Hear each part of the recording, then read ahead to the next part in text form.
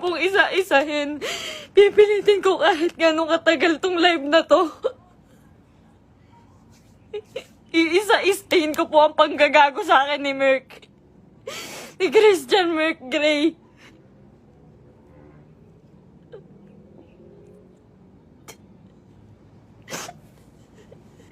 Ginago po ako ng taong yon. Ginamit po ako ni Christian Merk Gray. Lahat po ng nangyayari sa lahat ng video namin, mula umpisa hanggang ngayon, scripted. Lahat po yun sinunod ko dahil mahal ko siya. Dahil gusto ko ibigay yung buhay na gusto niya.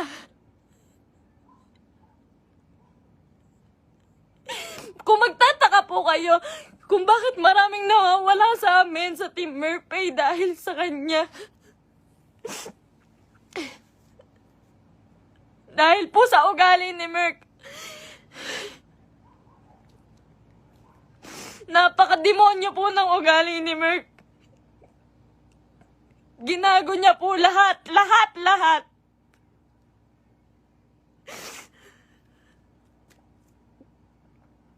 Ito po. Ito na, umpisa ko na po. Alam niyo po, nag-umpisa kami sa... Nung galing po siya sa Brusco. Galing po si Merk sa Brusco. Hindi po ako yung dahilan ba't siya nawala doon. Ayaw niya pong mabawasan yung perang kikitain niya dahil po alam niyang malaki. Siya po ang pinakamalaking may kita sa Brusco. Siya po ang may pinakamalaking kita. Yung ibabawas na 5% doon, sa pera ni Merk siguro mababawas doon 16,000.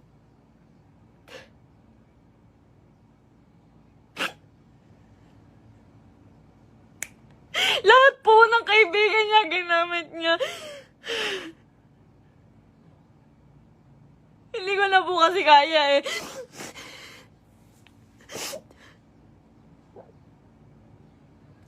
Sobra po yung ginawa ni Merk. Sobra. Hindi ko na po kaya. Pasensya na po kayo.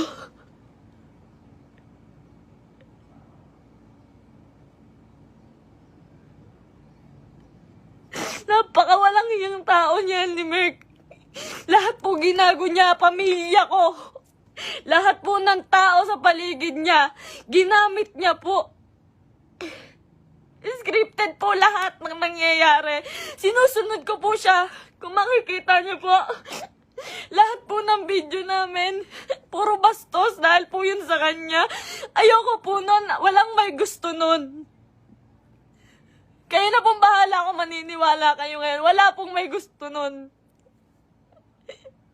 Lahat po binigay ko sa taong yun.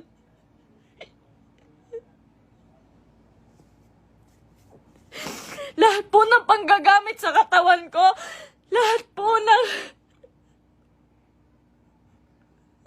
pagpapakita ng kung ano sa katawan ko, siya po ang may gusto nun. Nagagalit po siya pag aayaw ako. Ang sasabihin niya, para sa atin to. Para sa atin to. Pero hindi ko naramdaman dahil po, napakalaki po ng kinikita ni Merk. Wala po siyang binibigay sa akin. Kung sasabihin niyo po na pera lang ang habol ko sa kanya. Kung makikita niyo po yung bahay namin, hindi niya po napagawa yun. Hindi niya po pinagawa yung bahay namin. Uunahin niya pa po yung iba.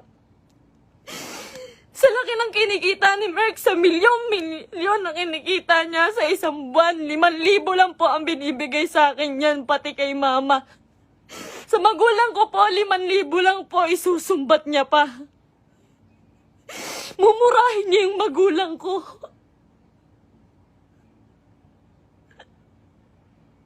Sasabihin niya, manang-mana ka sa magulang mo. Ang bobobo niyo. Lahat kayo plastic. Ginaganon niya po yung magulang ko, hindi ko na po kaya. Ngayon po, nawawala po si Merk ngayon. Lahat po ng nangyari, scripted po. Scripted. Tinatago po ako ni Merk. Tinatago niya po ako. Tinatago niya po ako. Hindi niya po ako pinapalabas. Ayoko na po. Ayoko na talaga. Ayoko na po talaga. Ayoko na po. Ang ginagawa niya lang po. Nandito po ako ngayon kasi nawawala po si Merk. 6 na araw na po siyang nawawala. Kasama niya po yung babae niya. Yun dun po sa... Si Pam doon sa video na bago makaganda.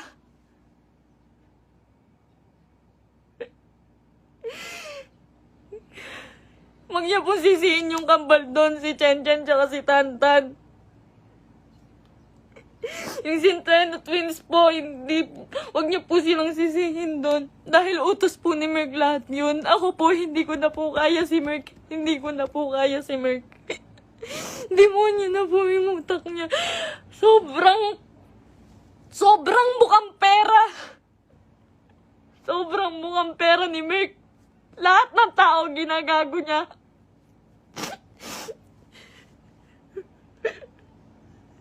Sinisira niya po yung nanay ko po.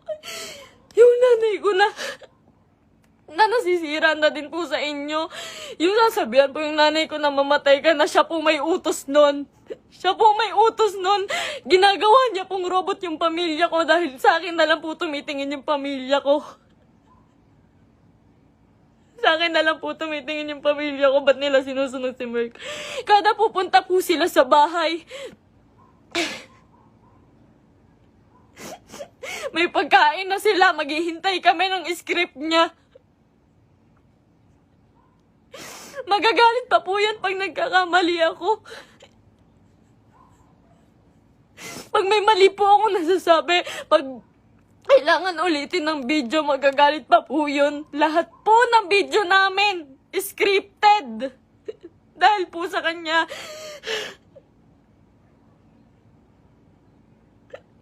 Sobrang abusado. May babae po si Merk ngayon. Yung babae nga, yung Pam po. Grabe, Merk. Pinatulan niya pang, may anak na po yun. May anak na. Sabi niya. Sabi ko nun, Mahal, baka naman papatulan mo yan. Baka naman totoohanin mo. Ang sabi niya nun, hindi. Kamukha yan ng ex ko. Hindi ako papatol dyan. Ginagago niya yung babae sa akin. Sinisira niya. Sabi niya, tanginang mukha yan. Papatulan ko ba yan? May anak na. Ginaganon niya yung babae. Ngayon, nandun siya. Sa Quezon po si Merk. May katibayan po ko. Lahat po. Lahat. Kahit sa chat, kahit yung babae. Nahuli ko po kasi dahil po dun sa post ng babae. Nag-post po yung babae. Nakasama po yung sasakyan namin. Tapos yung cellphone ko po, nagla-login po yun sa Quezon.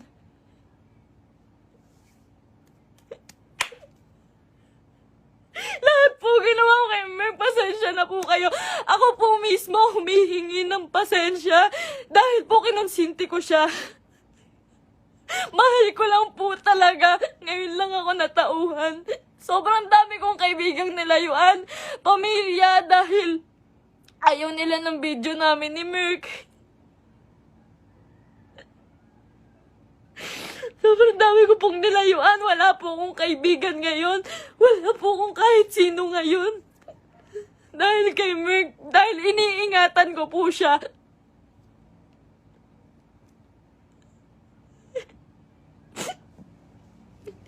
Kaya totoo po yung sinasabi niya, scripted lahat sa amin.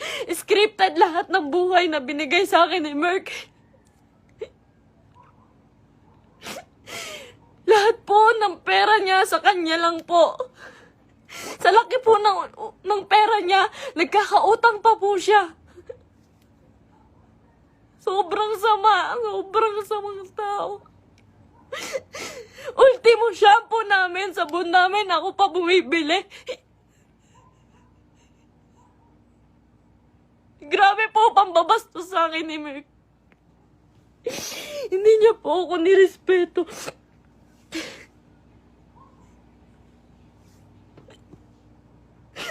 Nawalan po ako ng kaibigan dahil sa kanya. Huwag niya po sisihin lahat po ng taong nakapaligid kay Merk. Dahil po lahat yun inuutusan niya. Sobrang bossy. Hindi niya naman po pinapalamon.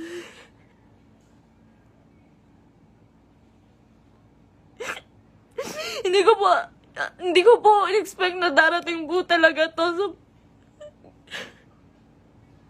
ilang beses na rin po ako niloko ni Merk about sa babae. Nung una, pumatol siya sa kaibigan ko. Pangalawa, pumatol siya sa pan. Pasensya na po kayo. Kasi alam ko po, scripted po yun eh. Pasensya na po kayo. Ako na po humihingi ng pasensya sa inyo. Ginawa ko lang po yun kasi sobra po akong nagmahal. Bago po namin makuha si Asurada, ang inuulam po namin araw-araw, itlog at tuyo araw-araw para makuha niya lang yung sasakyan niya. Lahat po ng meron siya ngayon, sa kanya po nakapangalan. Pati yung bangko po, sa kanya po.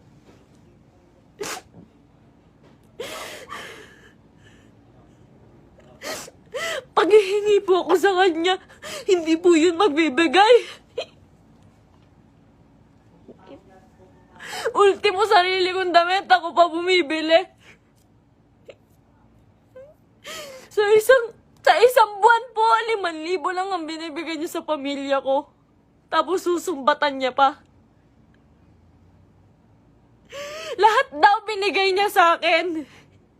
Yung singseng, sabi niya, 170K daw po yun. Malaman-laman ko, 30,000. Yung tatay ko, binastos niya. Binastos niya yung tatay ko. Hindi po siya nagpaalam sa tatay ko na magpo-propose siya. Nung time na yun po, hindi po maganda yung nangyari. Yung proposal po. Hindi po ako naniniwala sa proposal na yun dahil po alam ko na hindi totoo, na para lang yun sa video. Lahat po kay Merk hindi totoo.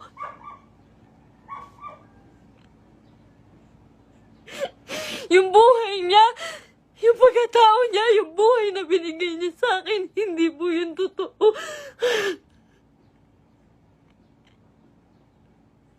Lahat po ng kaibigan niya na malalapit sa kanya, ginago niya po lahat yun.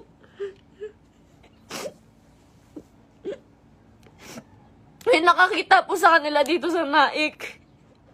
Flex niya pa po pala yung babae kahit kanino. Pinakilala niya pa kung kani-kanino dito sa Naik. Sa mga taong malapit sa akin. Hindi niya alam.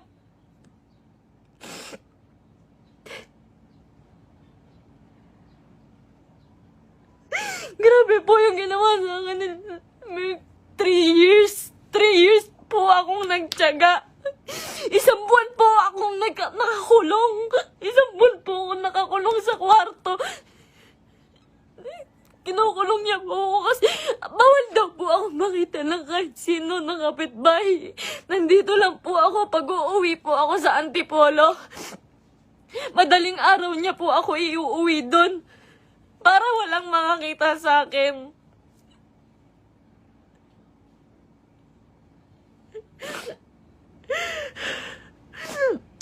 Lahat po ngayon suko na kay Merk. Nung isang araw po nasa ospital ako kasi nagtake po ako ng anxiety. Sobrang depressed na po. Sobrang depressed na po. Hin- Hindi niya alam yun. Hindi niya alam na naghahanap ako sa kanya. Kahit saan naghanap po ako. Naghahanap ko siya eh. Kasi mahal ko po siya eh.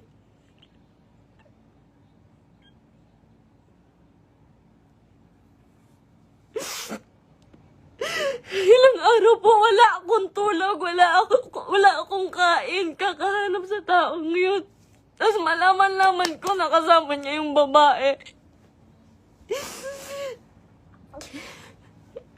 Huwag niyo pong sisisihin yung mga tao sa paligid niya dahil siya po ang naggawa nitong gulong to. Huwag niyo sisihin si Kuya Mark, yung Centennial Twins. Kahit sino. Siya po ang gumawa nito. Sobrang boss po ni Merck. Sobrang pa-boss po. Sa lahat po ng video, kung makikita niyo po, lantad na lantad yung suso ko para lang mapanood ng mga tao.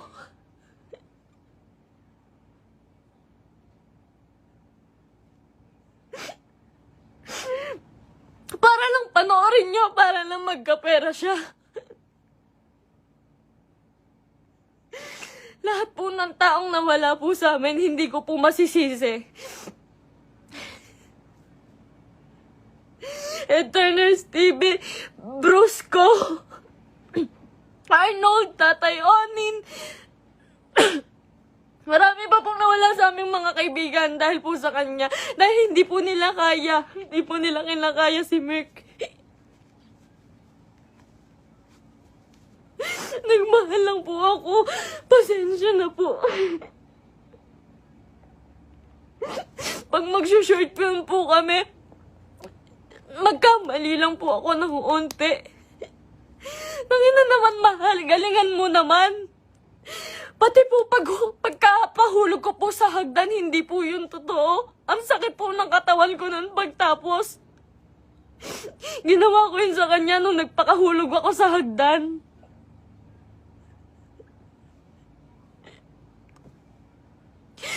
May mga pasa po ko lagi pag may nangyayaring hindi magandang prank. Lagi po ako nagkakasugat, nagkakapasa dahil po sa ginagawa namin.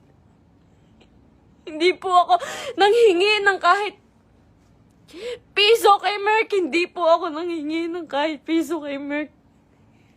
Hindi po. Lahat po ng account siya po may hawak. Kinukontrol niya po lahat. Hindi niya po mapagawa yung bahay ko. Sabi niya po sa CR namin, mahal, hindi ako magsi-CR dyan. Hindi po siya nag-CR sa CR namin sa bahay.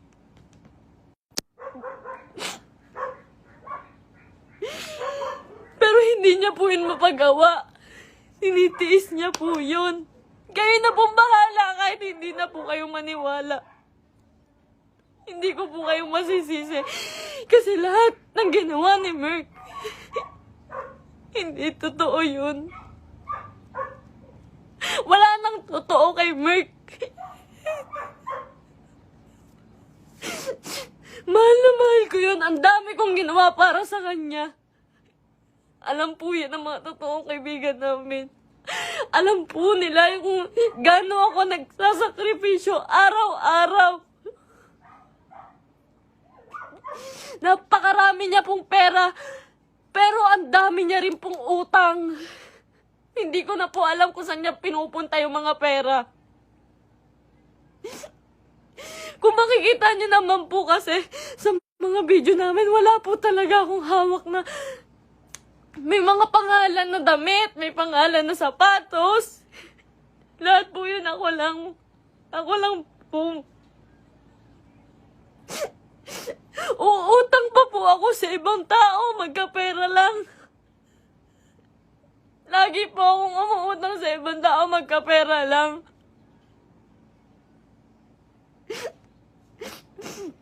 Alam po, hindi ko na po kaya. Hindi ko na rin po talaga kinaya. Wala pa po akong Wala pa po akong tulang kain. Na-hospital pa po ako. Hindi po ako nagmamakaawa sa inyo. Wag po kayong maaawa sa akin. Gusto ko lang naman po sabihin sa inyo yung totoo. Kasi ayoko na pong may mga taong masaktan. Ayoko na pong... Hindi ko po kasi talaga kaya yung mga bash. Hindi ko po yun kaya. Nag-aaral po ako noon. Pinatigil niya po ako sa pag-aaral para lang po sa video. Yung pangarap niya po yung sinunod namin eh. Yung pangarap niya, tinabi ko na po yung pangarap ko. Grabe yung sakripisyo ng pamilya ko. Grabe. Sasabihin niya, yung nanay mo, plastic. Yung nanay mo, sa Cebu po. Sa Cebu, hindi siya nahiya. Hindi po siya nagbigay ng kahit ano, na kahit piso lang doon sa tiniran namin. Iniwan niya po ako doon para lang po sa babae. Sabi niya po may sponsor. Iniwan niya po ako sa Cebu. Magkasama po kami doon isang araw po. Ang usapan po, 1 linggo po kami doon. Kasi po pupunta na po kaming Canada. Mas malaki po kasi yung kita sa Canada. Kaya po kami pupunta ng Canada, pero hindi ko na po kaya.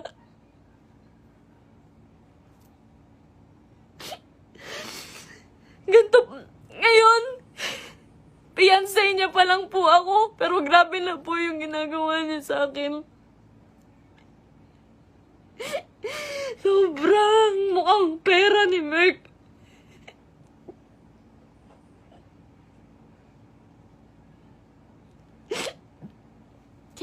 Magalit na po kayo sa akin, pero ginawa ko lang po yun kasi mahal ko po yung tao. Pasensya na po.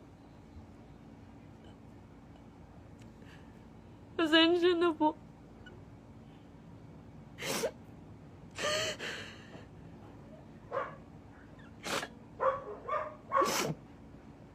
Ngayon po, wala pa rin po si Merk.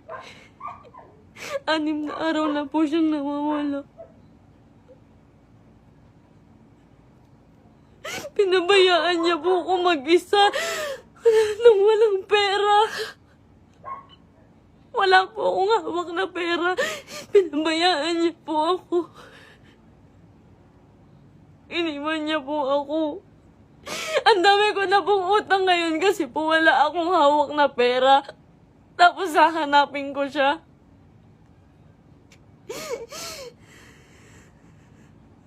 Masakit po kasi lalo eh. Fiancé na po kasi ako eh.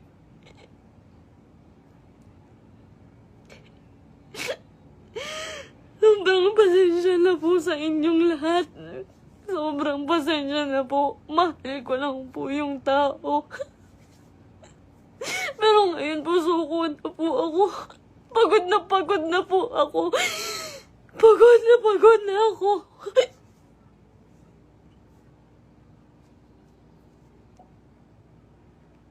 Pasensya na po.